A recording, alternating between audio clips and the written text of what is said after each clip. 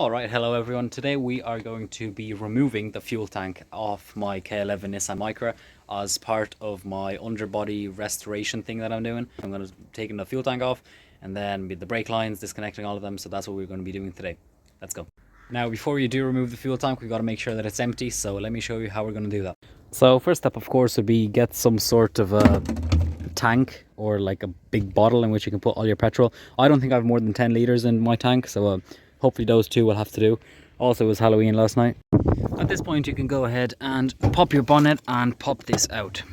Next up, come here and try place your bottle or whatever you're using in the engine bay. You probably won't have as much space as me because I relocated my battery, but this is what I'm going to do. Then we're going to undo that little clip there, and quickly before this just sprays out everywhere, we're going to try put it in there. Now you could probably depressurize your fuel rail if you take the relay out and keep cranking the car until it stops.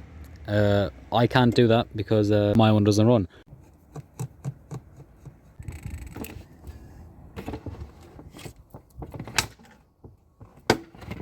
Alright, but that wasn't that bad at all actually.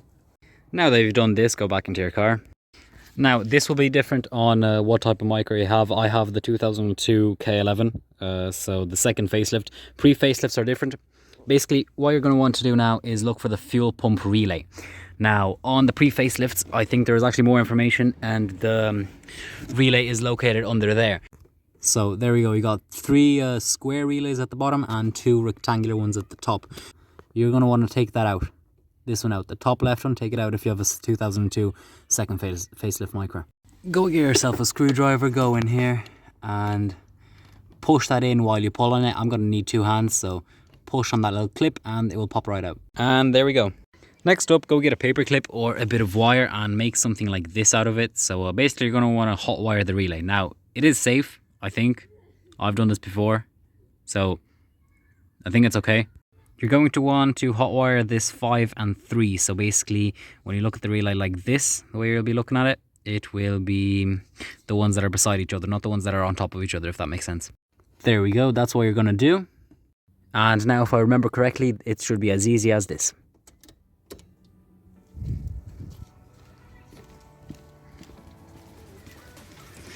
There you go.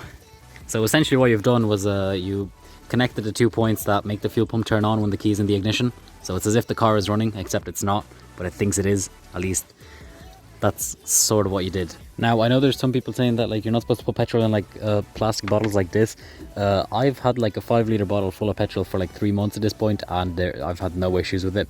However, I did put old oil into it and that didn't work, so you might get away with it, you might not. Depends on the plastic it is. I mean this one's working fine for me. Preferably use a jerry can or something, but you know. I've just turned the ignition off and back on, and now there seems to be a more consistent flow of it, so yeah, I don't know what, yeah, there, it's starting to cut out again though. Alright, that's enough. I don't want to abuse the fuel pump too much, so I'm going to stop there. It's definitely not fully empty, but you could probably get really close by doing this. Remember to take this out. You don't want your fuel pump to go mad again when you put your key in the ignition. Now with the fuel tank pretty much empty, we need to remove these back seats so we can access the fuel pump and disconnect the fuel lines. So if you fold down your seats and look under here, you will find a few bolts that hold the seats into these brackets. So undo this, those two, and those two. And then as you can see right here, the seats just pull out.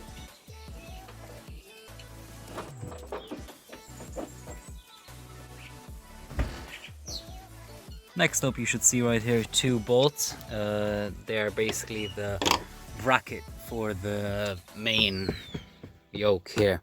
So undo those 2. Right, lovely stuff. So once we got these 2 brackets free, we should just be able to yank it up. Now we need to feed the seat belts back through the actual cushions, so make sure you do that. Now that is all free, but we still need to undo 2 little clips under here. Let me just find them. There you go. So there's one on each side. There's one here, and then there's another one on the other side down there.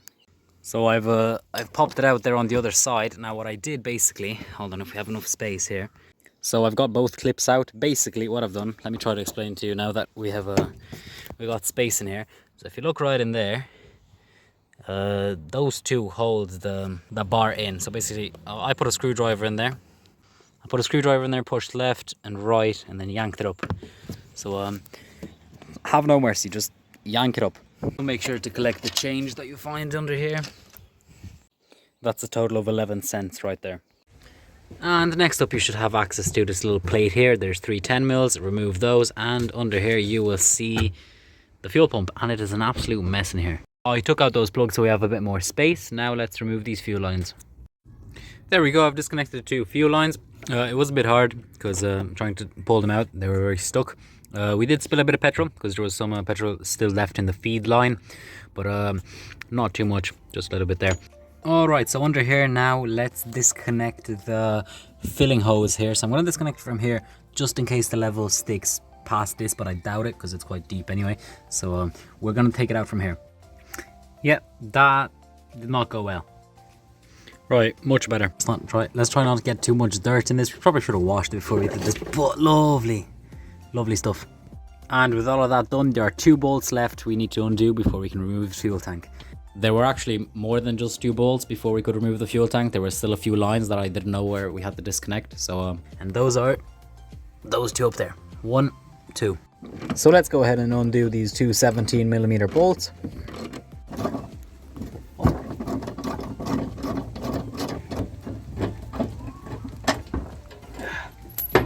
Whoa. It's kind of heavy. Oh, bollocks.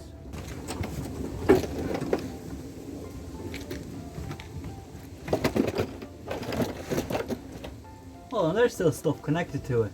So this right here, that's still connected if you can make out what's happening. But apart from that, it's I think it's okay. It wasn't actually okay. We still had to disconnect another line. So let me remove that and see if we can drop it down. I've removed it and we still can't drop it down because I think this breather system or whatever this is for all the petrol vapors to escape, that's still connected. So I need to figure out how to remove that. So I'm very happy to announce that I figured it out. Where is it? Hold on. So see this little yoke here, basically, okay, that was connected to that little line there, and all you had to do was push on these 2 little squares, which opened it up just like that, and it popped out. Let's drag the fuel tank out now.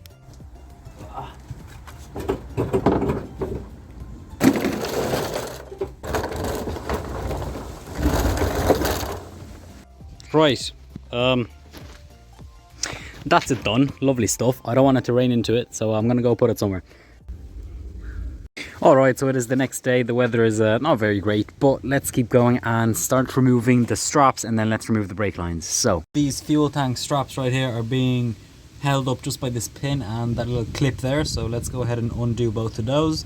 So there we have the 2 fuel tank straps that we just took off. I did forget to mention there is a 10mm that holds a bracket for the handbrake cable on the passenger side in my case, on this one. So just make sure to take that out and then take these pins out, just yank them out with a set of pliers and they'll come right out. I will now continue by removing all of these little exhaust heat shields. So I think there's just 2 or 3 and they're all held in by 10mm bolts. So let's take them out. There we go. I've now removed the 2 little exhaust heat shields, which are very rusty, and they're also down there. Now out of the 4 bolts which I removed, I managed to snap 2. So you know, that's always fun. Next up, I want to remove the handbrake cables. So I'm going to go ahead and take this little bracket off that's holding the handbrake cable in. Then I'm gonna, well, that's already off. This little bracket that's holding it in, and those 2 bolts there, and I think it should just slip out. I'm gonna find out as I go. All right, there we go. So I've undone those brackets that I was talking about. Now hold on, let me just, right, now I've done these 2 nuts right here which were holding each handbrake cable for the left and the right, and then these just popped out, and now as far as I'm aware, I think we should just be able to come here and, oh, it's kind of hard to do this with one hand. Lovely stuff. And the other one, there we go, we've successfully disconnected the handbrake cable. Lovely, now we have a lot more space under the car with the straps, and the handbrake cable is gone. Next up, I want to remove the brake lines, including dropping that whole cluster there down to make more space so we can wash it without I don't know, getting water where we probably shouldn't get water. Anyway, next up I am going to disconnect the brake lines from the brake hose on the left and the right side. So let's start off by breaking that loose. So this right here is an 11mm, and let's break it loose. Go on. Geez, it is it's stuck. Now that this brake line is out, let's go ahead and hammer this little clip out.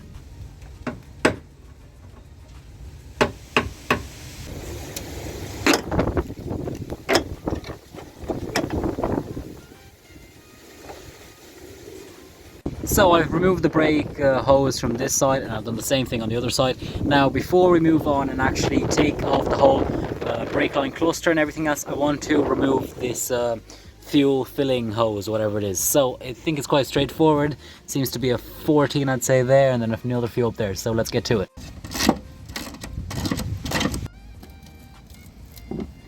Oh, that's not good. Yeah, that did not end well. We're going to need to fabricate a new bracket for that.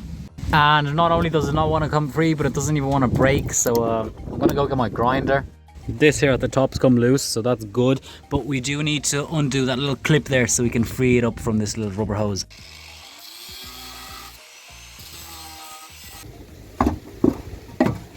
Lovely. Also, let's go ahead and pull this out. Alright, so we've pulled it out and I am now under the car. Basically what I'm trying to do now is unclip this, all of these clips that are holding in the brake line. I've done one there. Basically what I'm doing is getting a flathead, putting in there, and just like, yeah, okay, that broke. So basically what I'm doing now, I need two hands to do this, but I get a screwdriver in here, twist it, and then I pull the brake line out while I hold the screwdriver in there. There you go, that's what's going on. So I've unclipped the whole brake lines up here and down there. So basically I just jammed a flathead behind all the black clips, just yanked it out, made them pop out of the holes that they were stuck in. And now I'm undoing these two bolts to drop the load sensing valve. And with those two bolts out, here we have the load sensing valve along with all the brake and fuel lines on the ground. I've wrapped these little ends in some gloves so that they don't leak brake fluid all over my driveway. Now I need to figure out how I can split this up or I can get out of the way, because I don't want it here. So down here we will see the three rubber hoses that go into the lines, so we can undo all of these three, and then those two brake lines right there. If we take them out, we should be able to pull everything right out. But the steering rack is kind of in the way. It is now the next day. I spent the rest of yesterday putting the front of the car up on these ramps, just to have more space to see if I can drop down the brake line and the fuel lines right there. I've disconnected all the rubber hose. Just a little bit of advice for anyone who wants to do this. Basically, when you disconnect the fuel lines from the fuel rail and the fuel filter and everything else, all the fuel that's in the line will leak out the other end. So before you disconnect the lines, make sure to have the other end of the lines in a tank or a bottle or something like that, so you don't spill it all over the floor. And the brake lines, but I have gone ahead and also undone the four 17mm bolts holding in the steering rack. You might be able to see it there. It's actually loose now, just so I made more space so I can actually slide these down. So I'm going to try pull them down and out. And there you go. Would you look at that? With one little push, these will just pop right under there. Hold on. Lovely. We have dropped all of the brake lines. Everything is now under there. That box is there to collect any brake fluid, but that wasn't the case. And just like that, we got the fuel lines and the brake lines off of the car. Now I think it is necessary to loosen up the steering rack just to make a bit more space. So there we go, we got everything out, the fuel tank, the brake line, the fuel lines, what else? Yeah, we got everything out from the rear end of the Micra. So now I'm ready to clean it and do the under seal, but that will be another video coming up next. So I hope this helped out if you guys needed to remove your fuel tank for some reason, or your brake lines. But with these out, we are now ready to clean it and under seal it.